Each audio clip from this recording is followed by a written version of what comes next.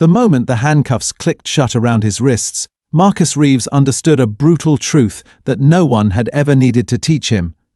A poor man's word means nothing against a rich man's pointed finger in front of 100 witnesses. If you have ever been judged before anyone bothered to ask you why, stay with this story until the very last second, because what happens inside that courtroom will change the way you look at justice forever. And if stories about ordinary people fighting for their dignity move you, hit that like button and subscribe right now, because this one deserves to be heard.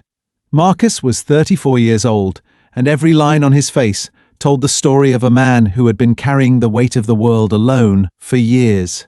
His wife had died 3 winters ago, taken by an illness that drained every last dollar the family had, and left behind a mountain of medical bills that never seemed to shrink no matter how many double shifts he worked.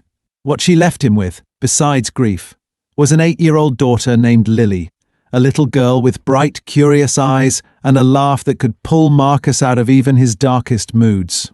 He was a mechanic by trade, gifted with his hands, able to bring a dead engine roaring back to life with nothing but patience and instinct. But gifted hands do not pay rent in a city built for people who already had money, and lately the eviction notices had started arriving faster than Marcus could earn. Every morning began the same way in the small 2-bedroom apartment Marcus and Lily called home. The alarm would buzz at 5, and Marcus would already be awake, staring at the water stains spreading across the ceiling, doing math in his head that never quite worked out.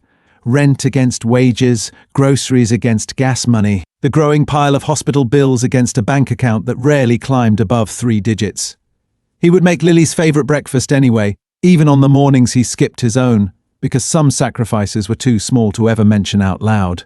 He would braid her hair while she talked a mile a minute about school, about her friends, about the science project she wanted to build.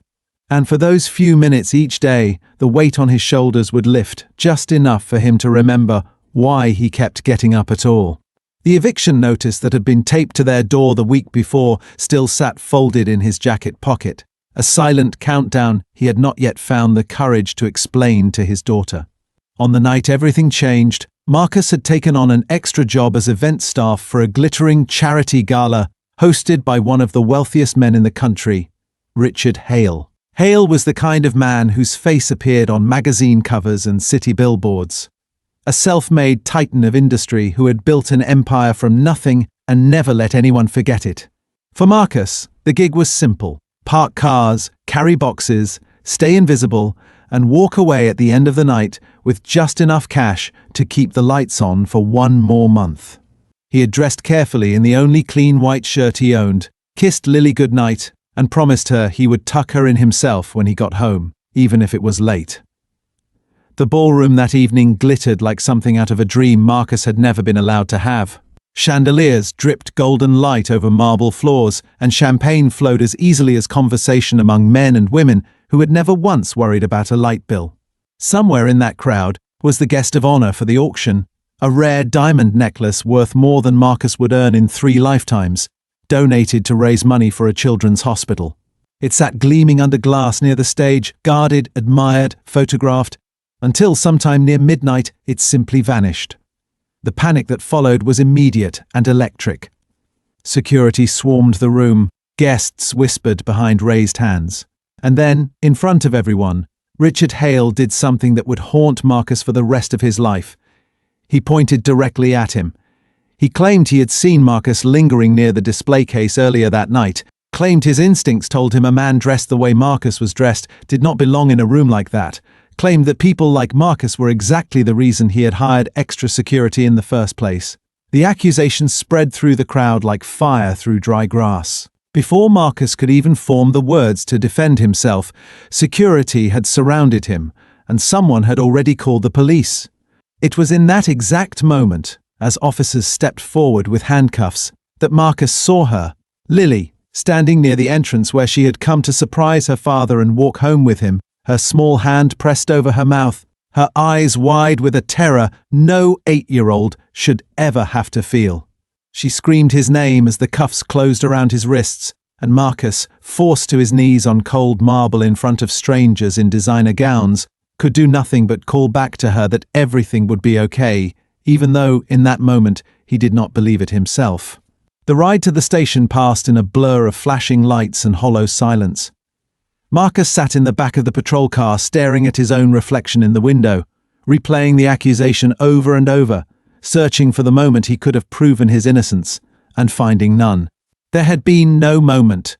There had only been a rich man's word against a poor man's face, and in this world, that was apparently all it took.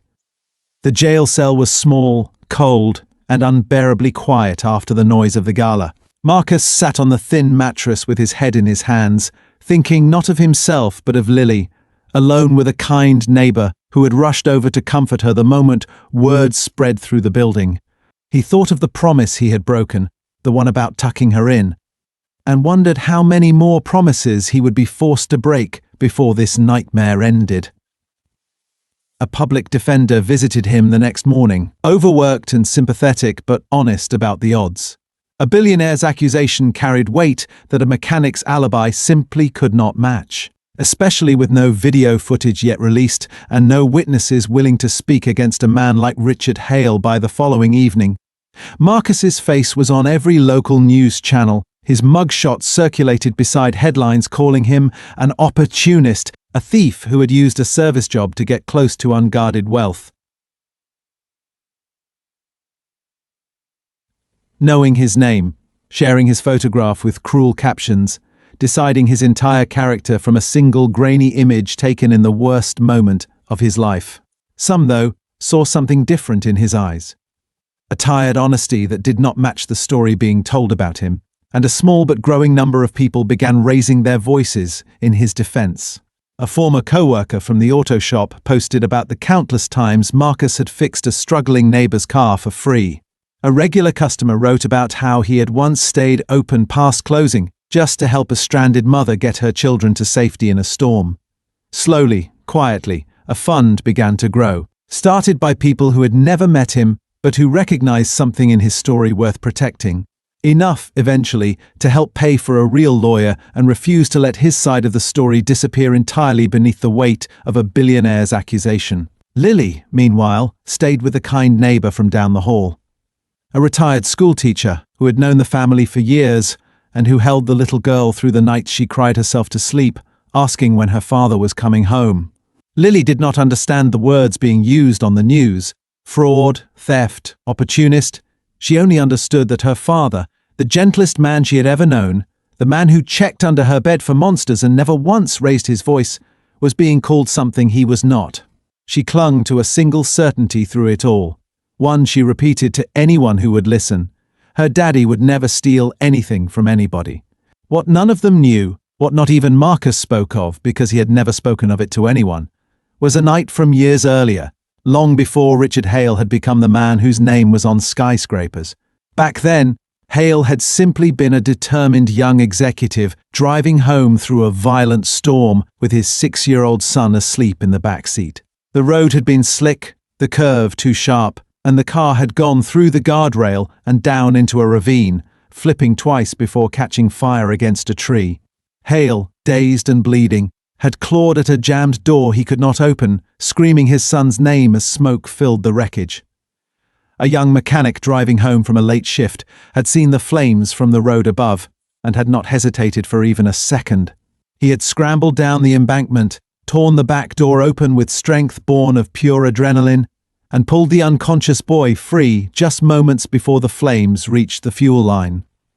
He had carried the child up the slope, laid him safely in the grass, made sure he was breathing, and then, before Hale could even catch his breath enough to ask his name, disappeared into the night and the rain, leaving behind nothing but a faint burn scar seared into his own palm from where the door handle had scorched his skin. Hale had searched for that stranger for months afterward, desperate to thank the man who had saved his son's life, but the trail had gone cold, and eventually, buried under the demands of building an empire, the search had quietly ended, though the gratitude never did. Marcus never spoke of that night, because to him, it had never felt like something worth boasting about. He had simply done what any decent person would do. He carried the scar on his palm the way he carried everything else in his life. Quietly, without complaint, tucked away where no one would ever think to look. The trial began on a grey morning, the courthouse steps crowded with reporters eager for a story about a man accused of stealing from the very people trying to help the less fortunate. Inside, the courtroom was solemn and imposing, its dark wood paneling and towering windows making Marcus feel smaller than he had ever felt in his life.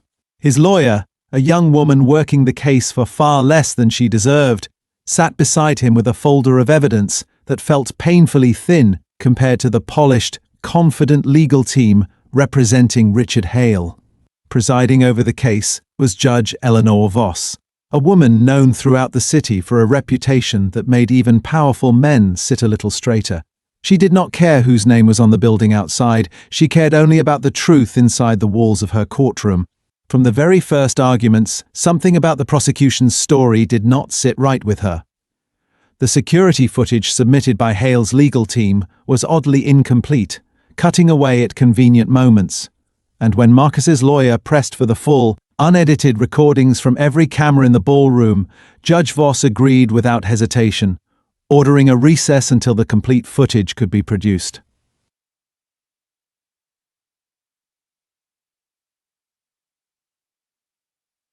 It showed, with unmistakable clarity, Richard Hale's own longtime executive assistant slipping away from the crowd near the display case, quietly opening the clasp and pocketing the necklace before disappearing into a service hallway.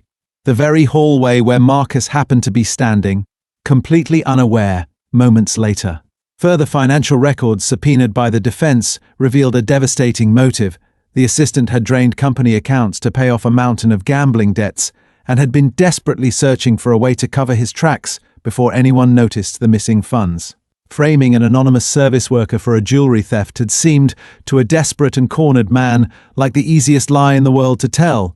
But it was what happened next that no one in that courtroom, least of all Richard Hale, could have ever predicted.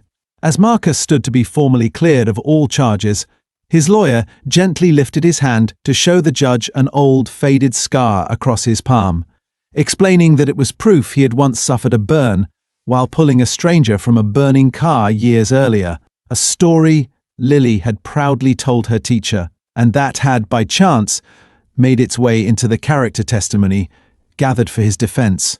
Richard Hale, sitting frozen in the front row of the gallery, felt the blood drain from his face as the pieces of a memory he had carried for over a decade finally clicked into place. He rose from his seat without meaning to, his voice breaking as he asked Marcus, in front of the entire courtroom, if he had ever pulled a little boy from a burning car during a storm many years before. The silence that followed was the loudest thing Marcus had ever heard. He simply nodded, quietly answering that he had never known who the boy was, only that he could not have lived with himself if he had driven past and done nothing.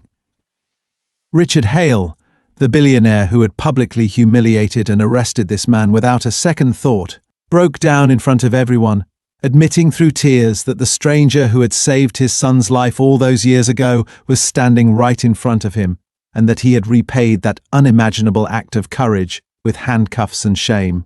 Judge Voss struck her gavel, formally dismissing every charge against Marcus Reeves, and the courtroom erupted, not in scandal this time, but in stunned, tearful applause. Outside on the courthouse steps, Lily ran into her father's arms so hard she nearly knocked him over, and Marcus lifted her into the air the way he used to before life had gotten so heavy, both of them laughing and crying at the same time under a sky that finally seemed to be clearing.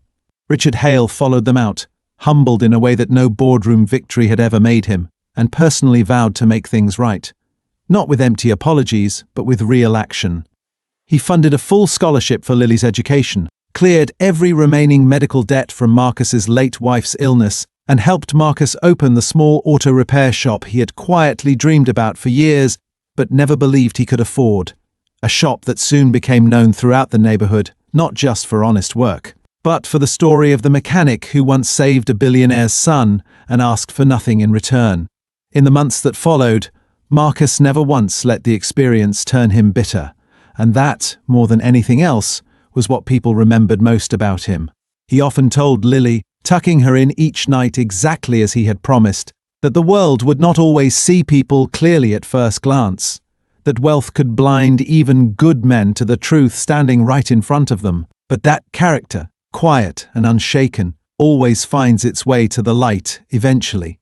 And somewhere in that city, a little girl fell asleep every night knowing that her father was not the man a billionaire once accused him of being, but the kind of man storms could not stop, handcuffs could not define, and truth, in the end, could never keep hidden.